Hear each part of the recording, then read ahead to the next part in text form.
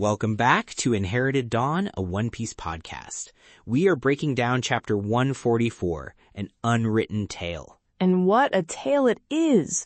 A story written not in ink, but in tears and misunderstanding. Robin, I gotta just say it.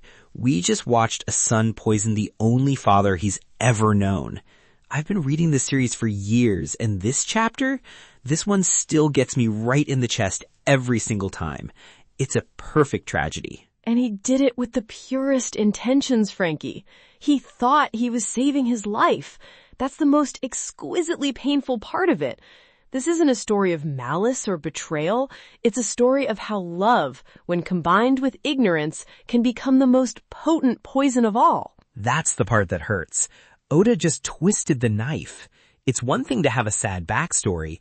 It's another to make the character an active, albeit unknowing, participant in their own tragedy.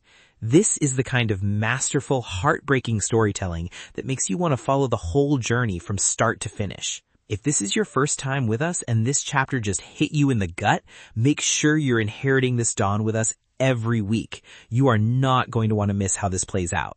It's a pivotal moment, the fulcrum on which Chopper's entire life will turn. So let's start at the beginning of the end. Right. So we open with Hiriluk. He's just downed the soup Chopper made for him, the amyodake mushroom soup. And for a second, you, the reader, you're right there with Chopper. You're hoping, you're praying, and then Hiriluk feels incredible. He stands up full of energy. Oda draws him with this booming Gabon sound effect. He's not just standing, he's exploding with vitality. For a single beautiful moment, Chopper's desperate attempt seems to have worked. It's a miracle.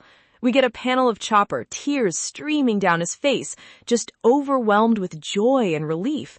He thinks he's done it. He's saved his dad. And you believe it. For that one panel, I believe it too. I'm like, yes, the power of love. The kid did it. Oda gives you that moment of pure, unadulterated hope. He lets you feel the victory. And then the other miracle happens.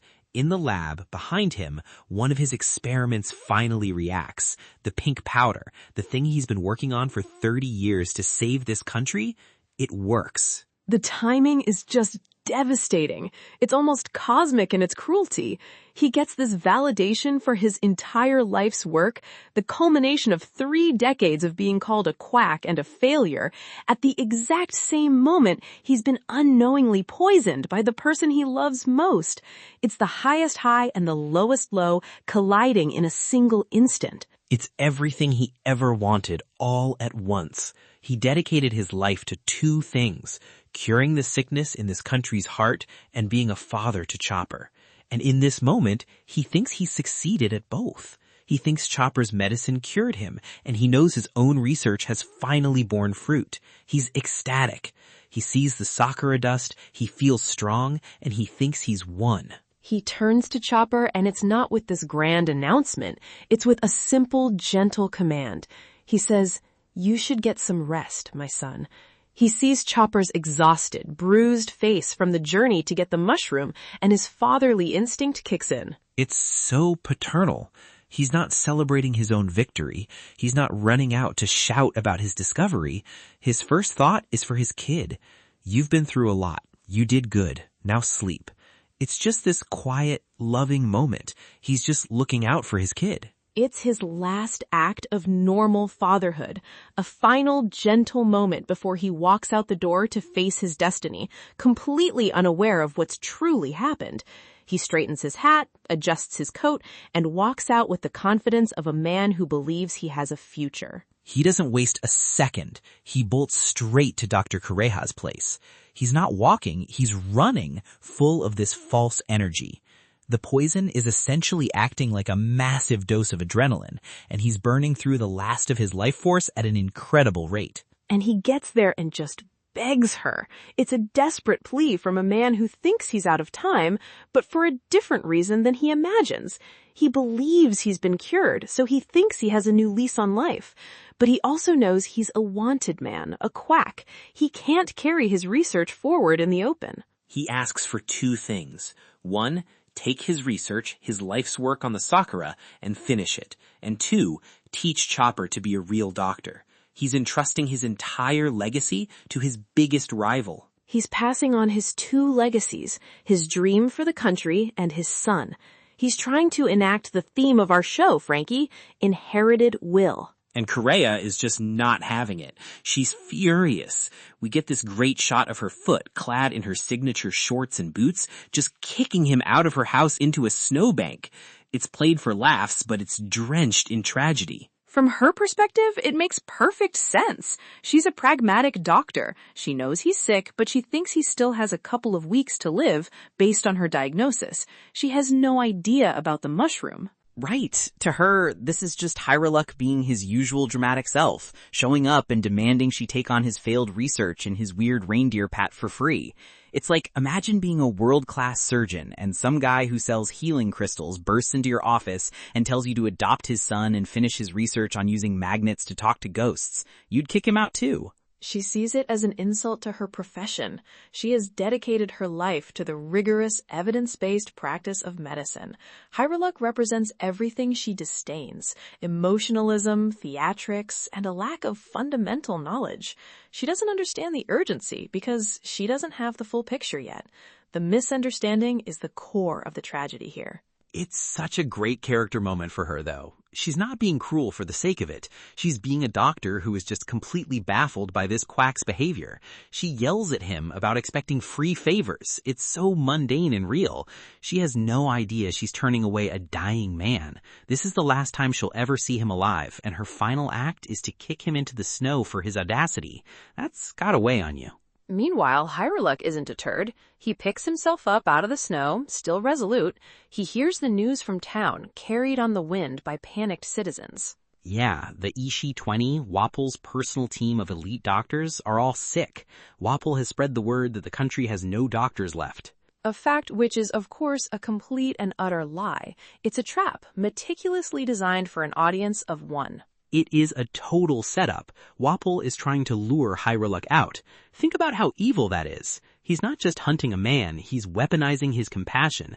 He's using the nation's health as bait, the one thing he knows Hiriluk cannot and will not ignore. It's a level of psychological warfare that's just despicable. And Hiriluk, bless his pure quack heart, runs right towards it. He's not thinking about the trap. His mind doesn't even go there.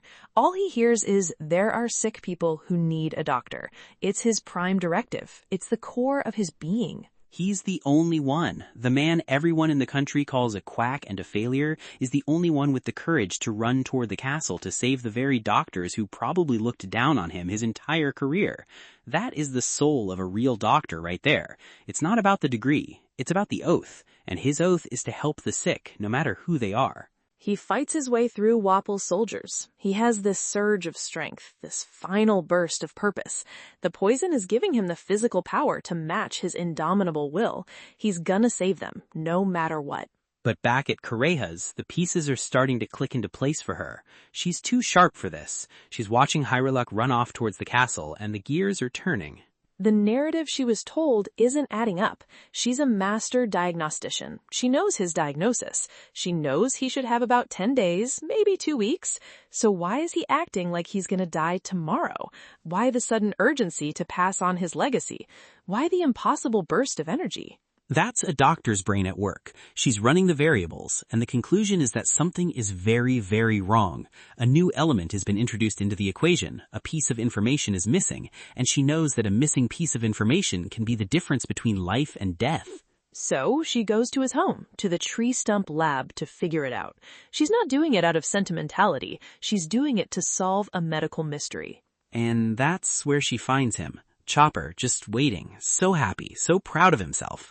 He's probably tidying up the lab, thinking about the life and his dad are going to have now that he's cured. The innocence is just gut-wrenching. He tells her everything. He's so proud he can't wait to share his success.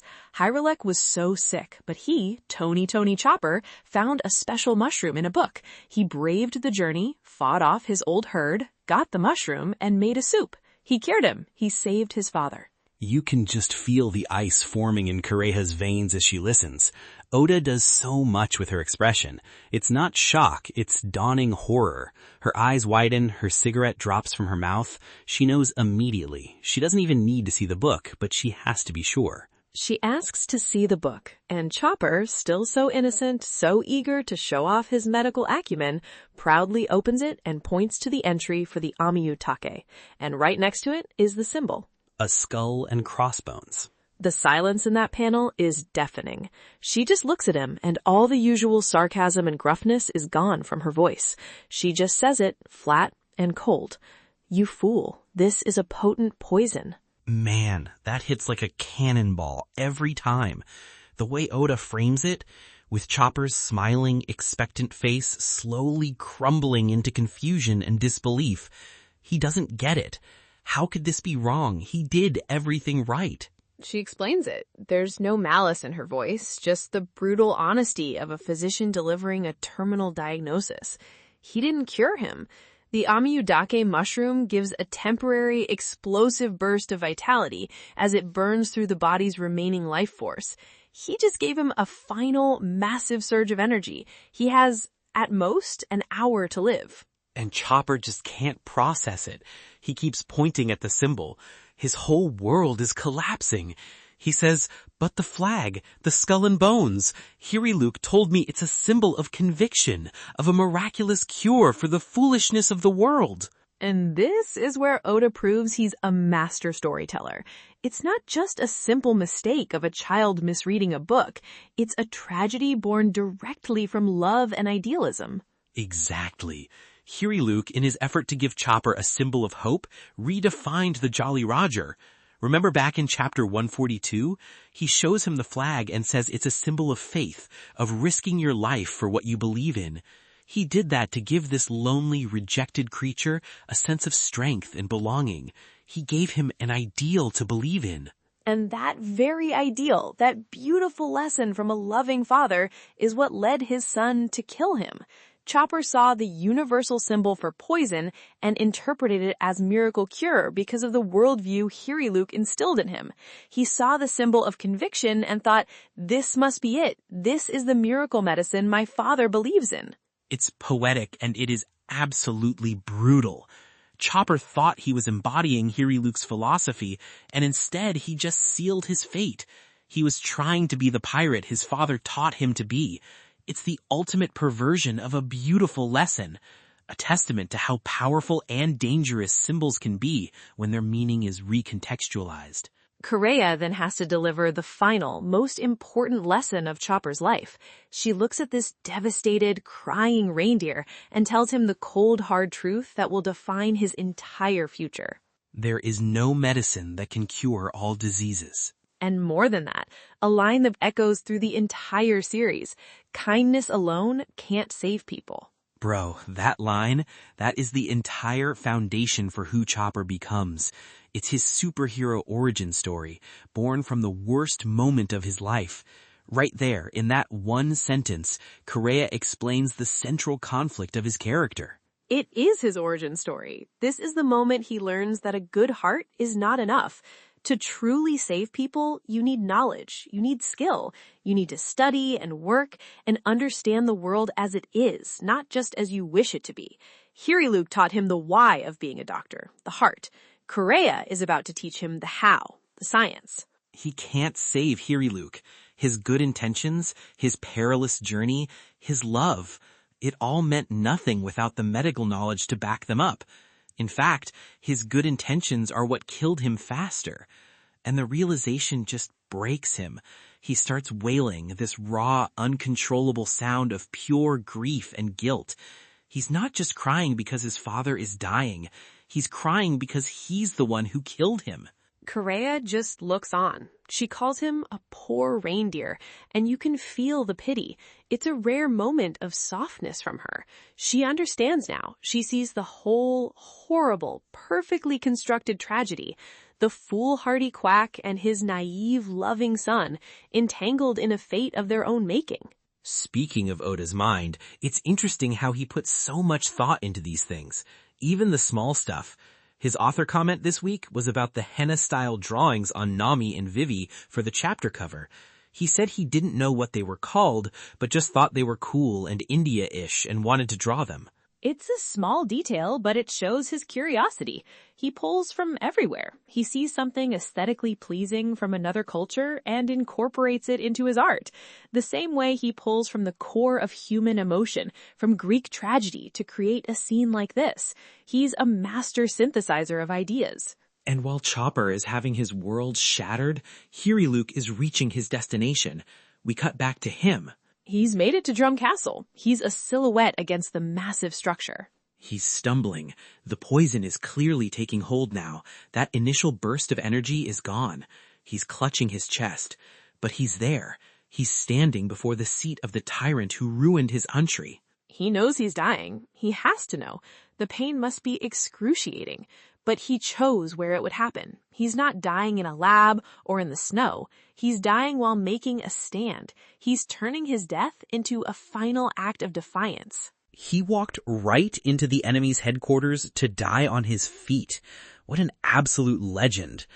And that's where Oda leaves us. Hiriluk at the gates of the castle with maybe minutes to live. Chopper is broken at home, and Kureha is the only one who knows the entire truth. An absolute masterclass in cliffhangers. The weight of that final scene with Chopper is immense. We've seen him as this goofy, lovable crewmate, but this is the crucible that forged him. Let us know in the comments what you think Kureha's next move is. Do you think she'll abandon him or take him in? All right, prediction time. Let's see what we think is coming in chapter 145. I'll go first. I do not think Hiriluk dies from the mushroom. Oh? That's a bold take. Go on. He's a man of grand gestures. He's theatrical. He lived his life as a statement, and he's going to die as one. He's not going to just collapse from a poison some kid gave him. He's going to make a statement. I think he has a vial of the perfected Sakura dust on him. He's going to do something in that castle, maybe use his own death as the catalyst for some chemical reaction, a final explosive experiment, and he's going to die on his own terms, in an explosive act of defiance before the Amiyudake can claim him. He's going to rob both Wapol and the poison of their victory. A final, triumphant act of quackery that turns out to be real medicine. A performance for the ages. I like that. My first prediction is about Kureha and Chopper.